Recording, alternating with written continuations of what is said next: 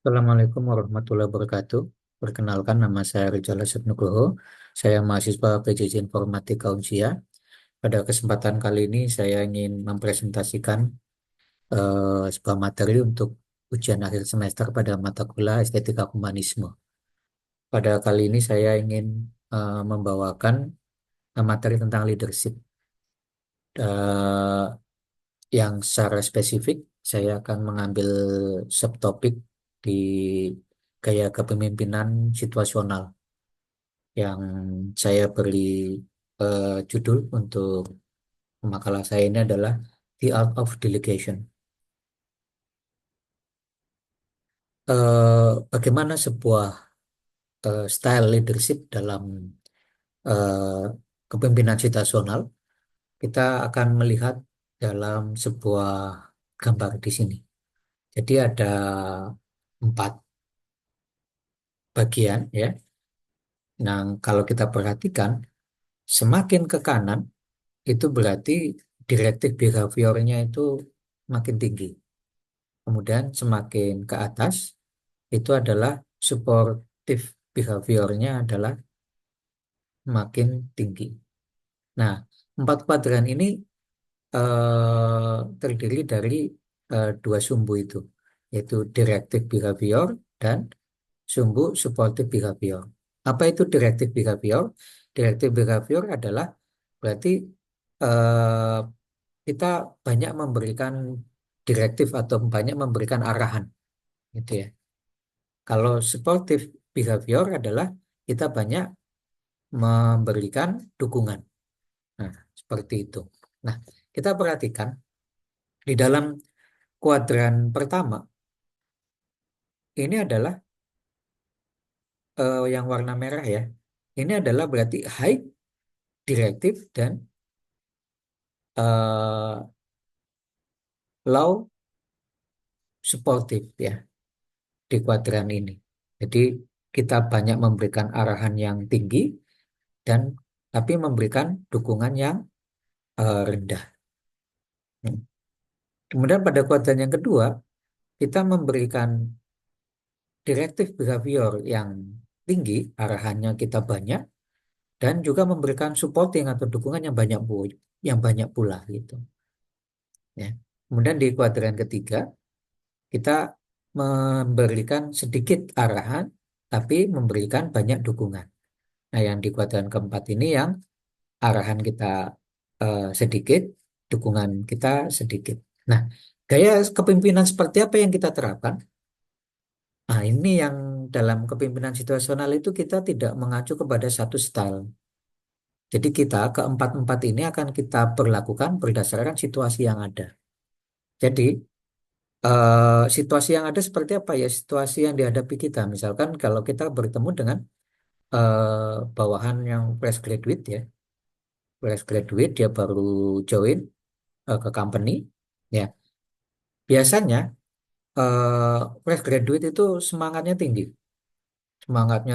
motivasinya sangat kuat, sehingga tidak perlu diberi dukungan apapun. Fresh graduate ini sudah mencoba untuk memberikan yang terbaik, gitu. Tapi sayangnya mereka itu semangatnya saja yang tinggi, tapi biasanya mereka tidak tahu apa yang harus dilakukan karena memang baru join. Onboarding juga ya, kalau ada employee yang baru join di dalam sebuah company biasanya begitu, semangatnya tinggi tapi juga belum tahu apa yang harus dilakukan. Dalam situasi seperti itu, sebagai seorang leader kita akan banyak menerapkan eh, memberikan arahan.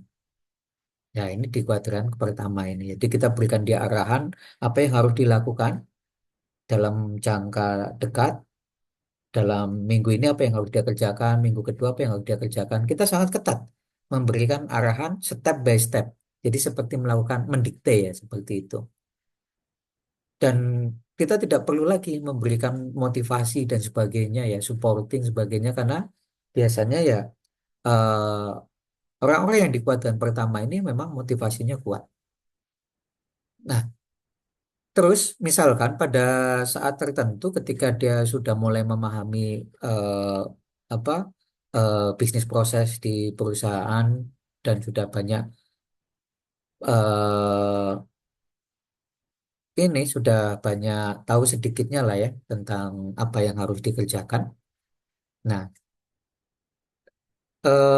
dia itu sudah motivasinya biasanya juga sudah mulai turun juga, tidak semenggebu-gebu ketika baru pertama join.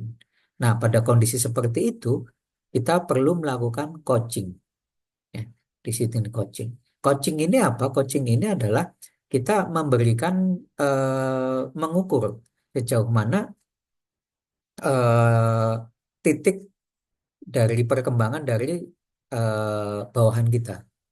Dari kita setelah kita tahu oh bawahan kita itu titiknya di sini sehingga kita bisa arahkan dia untuk melakukan pengembangan skill yang ke arah mana, diberi tugas juga yang sesuai dengan arah perkembangan dari bawahan itu sendiri. Itulah coaching ya, kita harus tahu dulu titik mana dan kemudian baru kita beri arahan maupun dukungan supaya dia bisa jauh lebih growing atau berkembang.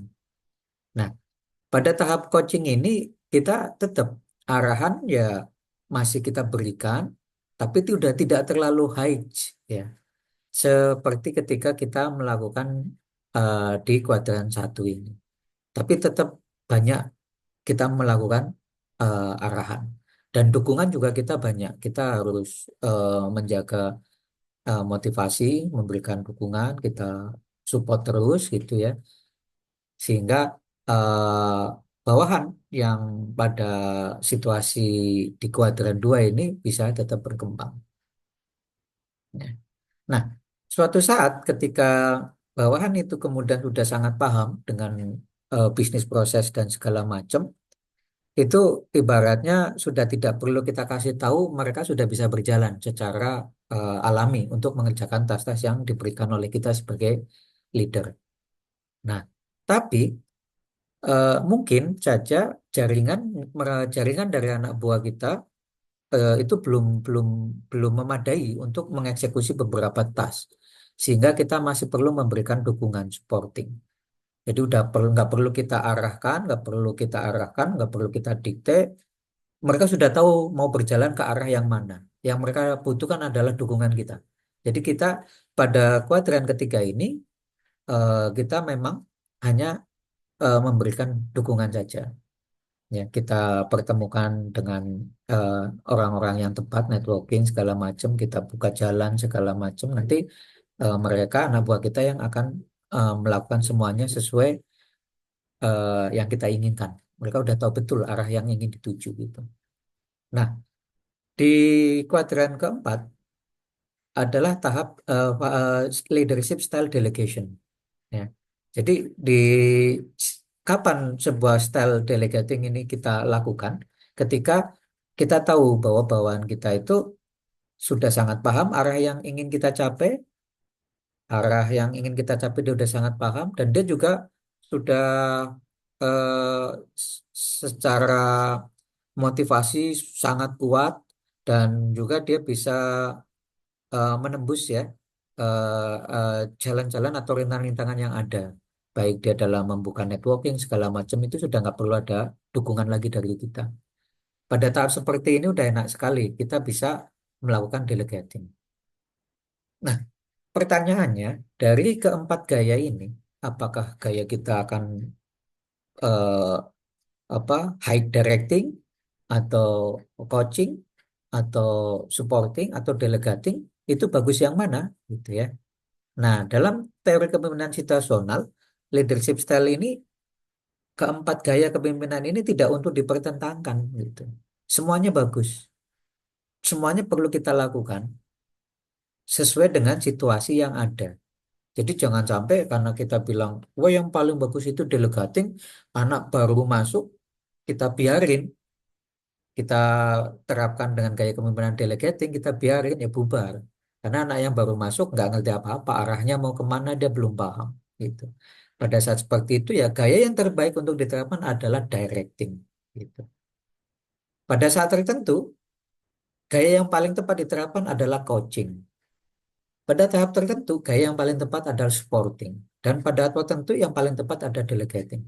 Jadi ini semua gaya kepemimpinan ini adalah bagus untuk diterapkan tergantung situasi yang sedang kita hadapi. Mungkin itu untuk penjelasan tentang leadership style ya, ada 4 kuadran ini ya. Nah, apa sih situational leadership yang sudah saya katakan berkali-kali tadi? Nah, situational leadership adalah sebuah gaya kepemimpinan yang disesuaikan dengan situasi anggota tim dan perubahan tantangan yang dihadapi. Ya. Jadi kalau kita punya eh, misalkan punya 6 bawahan, bisa jadi terhadap 1 2 bawahan kita gaya leadership kita adalah delegating.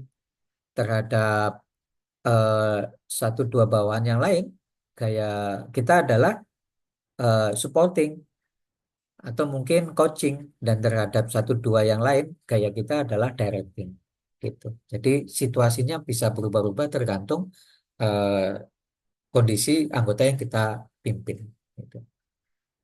Nah, karena eh, kita akan menerapkan 4 gaya itu, sehingga seorang leader itu harus punya keterampilan atau skill untuk mendukung sebuah situational leadership. Nah, apa saja skill yang harus dimiliki oleh seorang leader jika ingin menerapkan situational leadership? Yang pertama adalah insight. Ya. Jadi kemampuan insight ini apa ya? Kita bisa memberikan pandangan-pandangan baru terhadap setiap case ya atau problem yang dihadapi saat itu. Kemudian adalah flexibility. Jadi kita bisa fleksibel. Kalau kondisinya seperti ini kita menekan gaya seperti apa, kondisinya seperti ini kita menggunakan gaya seperti apa. Jadi kita fleksibel. Yang ketiga adalah trust ya. Trust atau kepercayaan. Karena apalagi kalau kita mau menggunakan gaya yang delegating itu, ya syaratnya trust. Kita harus percaya bahwa anak buah kita itu mampu. Jadi jangan sampai anak buah kita udah dirasa mampu, tapi kita nggak memberikan itu, tetap aja kita dikte terus-menerus, ya akhirnya bawaan kita ilfil dan akan tidak eh, keluarlah kok tidak keluar kemampuan terbaiknya, bahkan cenderung untuk merusak kalau udah ilfil seperti itu. Kemudian ada yang gaya ini adalah problem solving ya. Terutama ketika kita banyak di di kuadran 1 2, yaitu yang directing dan coaching ya, ini problem solving ini eh, skill yang sangat penting bagi seorang leader. Nah, yang terakhir adalah coach ya. Coach ini terutama untuk di kuadran 2 yaitu coaching ya, dengan gaya kepemimpinan yang coaching itu ya, skill coach ini harus dikuasai ya.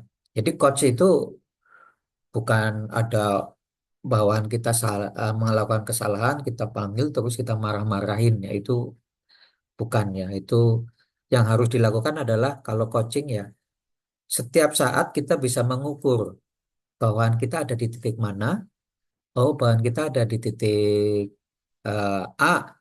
Nah, pada titik A itu berarti apa yang harus diimprove, apa yang harus dikuatkan. Nah, kita bisa memberikan arahan-arahan untuk growing itu.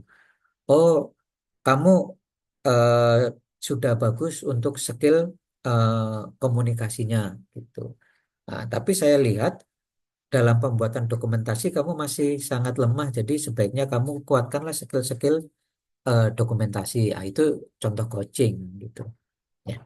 Dan kita perlu alat ukur untuk memantau di mana anak buah kita itu kemampuannya dan apa yang harus dikembangkan. Itu adalah skill yang harus dimiliki oleh seorang leader. Kemudian harapan kita ya sebenarnya itu kan, kalau bisa semua member atau anak buah kita itu kan bisa kita eh, berikan delegasi gitu ya. Sehingga tanpa kita berikan arahan, tanpa kita berikan dukungan, udah autopilot tuh, semuanya bisa berjalan dengan baik sesuai yang kita inginkan. Harapannya seperti itu ya. Tapi tentu pada kenyataannya tidak. Pada kenyataannya ya pada kondisi-kondisi tertentu ya kita akan melakukan eh, style yang berbeda-beda gitu. Nah, di sini saya akan membahas apa sih delegasi gitu ya. Nah, delegasi adalah satu pihak individu yang dipercaya sebagai perwakilan agar bisa mewakili kelompok atau lembaga. Itu pengertian delegasi. Yang kedua adalah pelimpahan wewenang serta tanggung jawab formal pada pihak lain untuk melaksanakan kegiatan tertentu. Ya.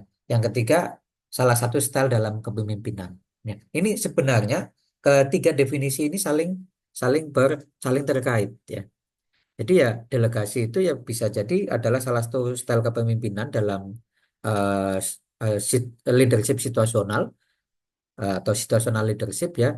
Dan juga bagaimana seorang leader itu memberikan atau melimpahkan wewenang dan tanggung jawabnya kepada anak buah ya untuk tas-tas tertentu atau tugas-tugas tertentu ya.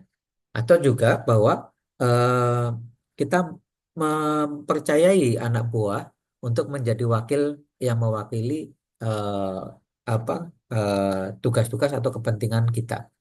Jadi ini prinsip apa ketiga-tiganya ini saling terkait. Gitu. Nah, apa prasyarat delegasi? Nah, prasyarat delegasi ada dua, yaitu high knowledge, yang kedua adalah high commitment. Nah, apa itu high knowledge? High knowledge adalah eh, bawaan kita itu mempunyai pengetahuan yang cukup, yang tinggi, sehingga tidak perlu diarahkan lagi. Kita nggak perlu memberikan direction, ya. Kita nggak perlu memberikan direction, memberikan arahan. Karena apa? Karena bawaan kita sudah memiliki high knowledge. Dan bagaimana untuk bisa memiliki high knowledge? Nah, ini ada beberapa yang bisa kita lakukan supaya bawahan kita mempunyai high knowledge. Salah satu beberapanya adalah kita melakukan training, melakukan sharing session, melakukan mentoring, melakukan riset, explore, dan sebagainya. Dengan adanya program-program ini, training, sharing, mentoring, riset, explore ini yang akan membawa tim kita itu mempunyai knowledge yang tinggi. Ya. Knowledge tinggi saja nggak cukup. Kalau knowledge-nya tinggi, tapi komitmennya rendah, ya masuknya adalah ke gaya kepemimpinan supporting. Kita nggak perlu memberikan arahan, nggak perlu memberikan direction, tapi dukungan harus kita berikan terus supaya komitmennya dari tim kita itu tetap tinggi. Nah, kalau ternyata tim kita mempunyai high commitment atau komitmen yang tinggi, itu baru sah. High knowledge, high commitment, dua ini dimiliki, maka kita bisa memberikan sebuah delegasi. Ya. Dan bagaimana supaya anak buah kita mempunyai komitmen yang tinggi? Yang pertama adalah minat. Jadi jangan pernah memberikan tugas kepada tim atau anak buah yang berbeda minat. Kalau arah tujuan kita adalah menerapkan kepemimpinan delegasi. Ya. Dia minatnya misalkan menulis, kita beri tugas untuk menggambar. Nah, sementara orang yang minatnya menggambar, kita beri tugas untuk menulis. Nah, yang seperti itu ya komitmennya biasanya kecil. Ya mengerjakan tas saja lah, tapi komitmennya kurang. Gitu. Jadi syaratnya high commitment adalah kita harus memberikan tas sesuai dengan minat. Ya. Yang kedua adalah motivasi. Jadi perlu memberikan motivasi supaya komitmen dari tim itu tetap tinggi terus. Yang ketiga adalah akuntabilitas. Jadi semua pekerjaan, tas itu bisa dipertanggungjawabkan, ya. Dan harus ada apresiasi. Sudah melakukan tas, kemudian giliran hasilnya bagus, kita nggak memberikan apresiasi. Ya, nanti komitmennya akan turun gitu. Nah, inilah seni-seni dalam menerapkan gaya kepemimpinan delegasi ya. Ya. The art of delegation itu di sini. Bagaimana kita bisa menjaga supaya continuous learning, supaya tim kita mempunyai high knowledge, dan juga kita bisa menjaga supaya tim kita itu punya high commitment. Ini seninya di sana. Dan Dalam pendelegasian yang perlu diingat adalah tanggung jawab tidak bisa didelegasikan, ya, tapi bisa ditugaskan. Jadi ya jangan mentang-mentang kalau ada kesalahan nggak kita udah delegasikan, begitu ada kegagalan, terus kita nyalahin anak buah kita. Itu tidak bisa, karena tanggung jawab itu tetap ada di kita sebagai leader. Tanggung jawab ada di kita sebagai leader. Kalau kemudian anak buah kita gagal mencapai goal atau tujuan dari tugas yang sudah kita berikan, tetap yang bertanggung jawab adalah leader. Kalau terjadi kesalahan atau tugas tidak dikerjakan dengan baik, tanggung jawab tetap ada di pundak leader. Ya, ini yang perlu diperhatikan. Jangan sebaliknya.